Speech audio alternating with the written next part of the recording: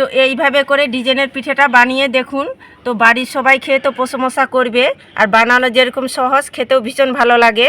আর পিঠে হবে একেবারে নরম তুলতুলে, একেবারে সফট, মুখে দিতেই মিশে যাবে, দারুণ লাগে খেতে। একবার শুধু বানিয়ে দেখুন, ভাবতেও পারবেন না কি পিঠেটা এত সুন্দর লাগে খেতে।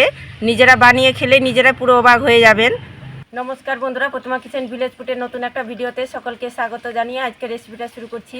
আর আজকে আমি আপনাদের সঙ্গে শেয়ার করব শুকনো আতপ চালের গুঁড়ো দিয়ে মুখে লেগে থাকার মতন ডিজাইনের পিঠা।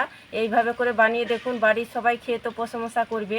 আর বানানো তো জলের মতন সহজ, একবার দেখাতে যে কেউ তৈরি করে নিতে পারবে। আর হাতে গোনা 2-1টা উপকরণ দিয়ে তৈরি করানো হয়ে যায়। তো কিভাবে বানাচ্ছি বন্ধুরা, স্কিপ না করে পুরো ভিডিওটা দেখবেন। আশা করি আজকে পিঠা রেসিপি দেখতে আপনাদেরকে ভীষণ ভালো লাগবে। আর যে সকল বন্ধুরা এখন পর্যন্ত চ্যানেলে নতুন হয়ে থাকলে প্লিজ চ্যানেলটিকে সাবস্ক্রাইব করে আমার পাশে থাকবেন। আর যারা ফেসবুক পেজটাকে দেখছেন তারা পেজটাকে ফলো করে আমার পাশে থাকবেন। তাহলে বন্ধুরা পিঠেটা বানানো শুরু করি। তো প্রথমে পিঠের জন্য ডোটা তৈরি করে নেব। তার জন্য উনুন ধরিয়ে কড়াই বসিয়ে দিয়েছি। আর এই বাটি মেপে দিয়ে দিব 1.5 বাটি জল।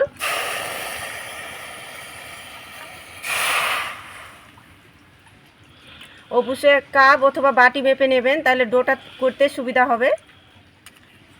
আর স্বাদ মতন একটু লবণ দিয়ে দিব। এবার জলটাকে নাড়াচাড়া করে গরম করে নেব। তো জলটাকে নাড়াচাড়া করে গরম করে নিয়েছি।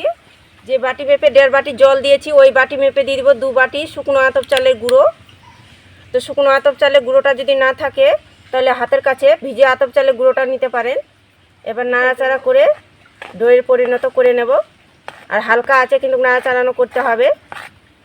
আর এইভাবে করে অনাবর্ত নাড়াচাড়ানো করতে হবে, নাহলে কি হবে, নিচের দিকটাই লেগে যাবে।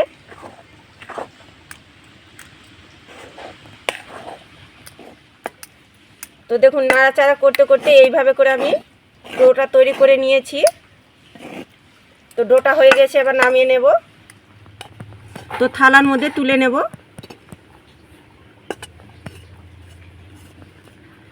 তো হালকা করে ঠান্ডা করে নেব, এখন কিন্তু অনেকটা গরম আছে। ওদিকে ডোটা হালকা করে ঠান্ডা হতে থাক, তো তখনই আমি পিঠের জন্য পুরটা তৈরি করে নেব। তো হাফ বাটি নিয়েছি গুড়, কড়াইয়ের মধ্যে দিয়ে দেব। আর দিয়ে দেবো সামান্য একটু জল।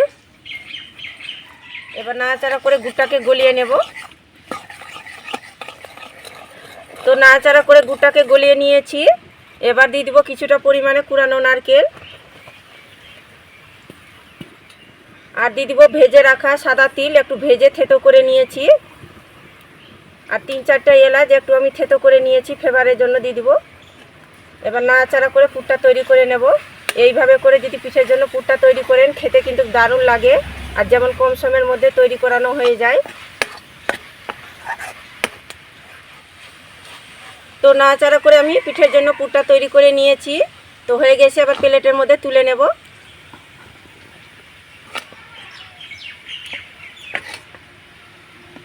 আর এদিকে ডোটা ঠান্ডা করে নিয়েছি। এবার হাত দিয়ে মথে ডিজাইনের পিঠেগুলো তৈরি করে নেব। খুব ভালো করে হাত দিয়ে মথে নিলে একদম ডোটা স্মুথ হয়ে যাবে।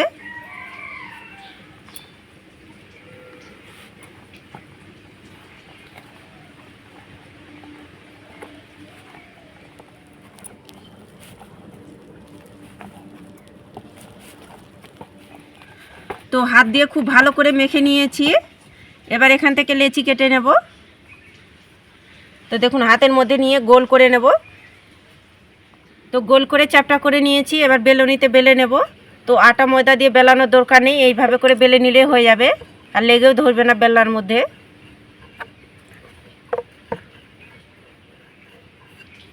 তো দেখুন এইভাবে করে বেলে নিয়েছি। খুব বেশি আবার মোটাও না, আবার খুব বেশি পাতলাও না, একদম মাঝারি মাপে বেলে নিয়েছি। আর এখানে একটা বাটি নিয়েছি। তো বাটিটার মাপ করে কেটে নেব।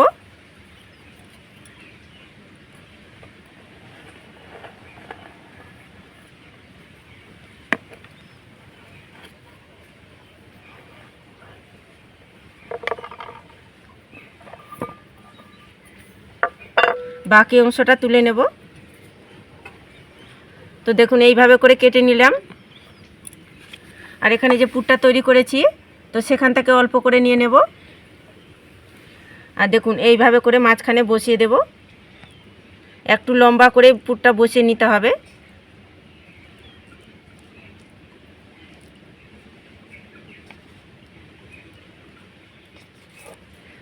তো এবার আমি এইভাবে করে মুড়িয়ে নেব। আর এখানে কিন্তু জল লাগানোর দরকার নেই, এইভাবে করে আলতো হাতে চেপে দিলে সেট হয়ে যাবে।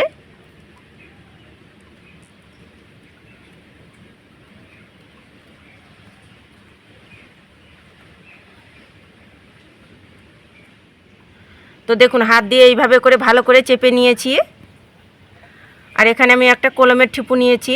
তো এই ঠুপুটা দিয়ে ডিজাইনটা তৈরি করব সাইডের। তো দেখুন এইভাবে করে আলতো হাতে চেপে দেব, তাহলে কি হবে, খুব সুন্দর পিঠের ডিজাইনটা তৈরি হয়ে যাবে। আর দেখতেও কিন্তু দারুণ লাগবে পিঠেটা।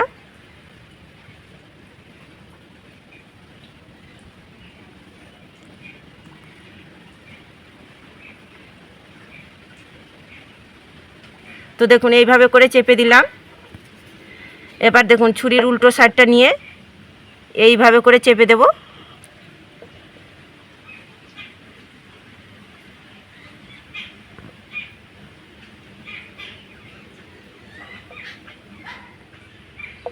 তো দেখুন এইভাবে করে ছুরির উল্টো সাইডটা দিয়ে চেপে দিলে কিন্তু পিঠের খুব সুন্দর একটা ডিজাইন তৈরি হয়ে যাবে।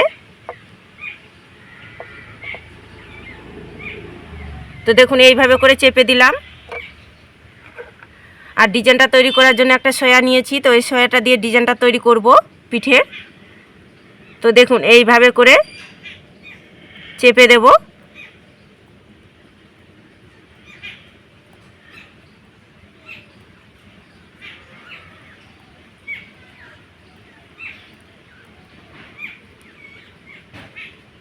তো পিঠের ডিজাইনটা করানো কিন্তু ভীষণই সহজ, খুব একটা কিন্তু ঝামেলা না। দেখুন খুব সহজেই তৈরি করানো হয়ে যায়। তো এইভাবে করে চেপে দিচ্ছি।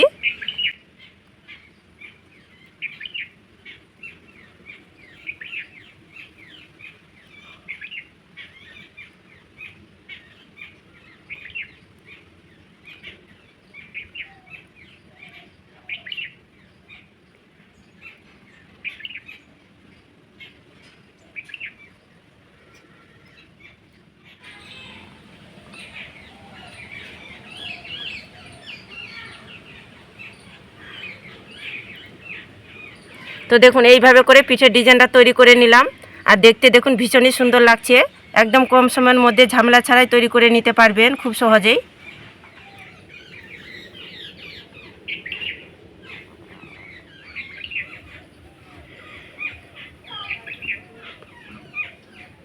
সবগুলো ডিজাইনের পিঠা একইভাবে করে তৈরি করে নিয়েছি। আর দেখতে দেখুন কি দারুণ লাগছে।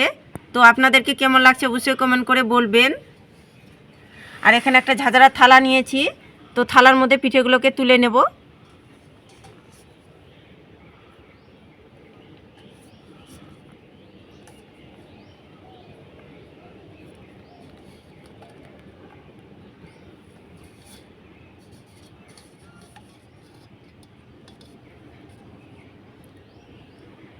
তো সব পিঠেগুলো ঝাঁঝরা থালার মধ্যে তুলে নিয়েছি। তো এবার আমি পিঠেগুলোকে ভাপিয়ে নেব। তার জন্য একটা পাত্রে জল গরম করে নিয়েছি। আর আপনারা যদি মুখরোচক খেতে চান তাহলে তেলে ভেজেও খেতে পারেন। সাধারণত পিঠে কিন্তু ভাপিয়ে খেতে বেশি ভালো লাগে। এবার পিঠের থালাটা বসিয়ে দেব। একটা থালা দিয়ে ঢাকা চাপা দিয়ে মিডিয়াম টু লো আঁচে করে 10 মিনিট জাল করে নেব, তাহলে পিঠেগুলো একেবারে রেডি হয়ে যাবে। তো পিঠেগুলোকে 10 মিনিট ভাপিয়ে নিয়েছি। এবার ঢাকনাটা তুলে নেব। এই দেখুন পিঠেগুলো কি সুন্দরভাবে ফুলে গিয়েছে আর কত সুন্দর লাগছে দেখতে দেখুন। আর পিঠেগুলো নরম তুলতুলে একেবারে সফট হয়ে গেছে। তো হয়ে গেছে, পিঠেগুলো নামিয়ে নেব।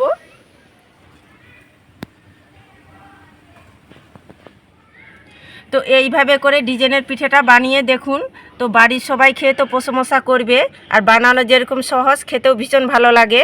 আর পিঠে হবে একেবারে নরম তুলতুলে, একেবারে সফট, মুখে দিতেই মিশে যাবে, দারুণ লাগে খেতে। একবার শুধু বানিয়ে দেখুন, ভাবতেও পারবেন না কি পিঠেটা এত সুন্দর লাগে খেতে। নিজেরা বানিয়ে খেলে নিজেরা পুরো অবাক হয়ে যাবেন। আর এরকম পিঠে থাকলে দেখবেন একটার জায়গায় 10টা খেয়ে নিতে পারবেন, তবু কিন্তু মন ভরবে না।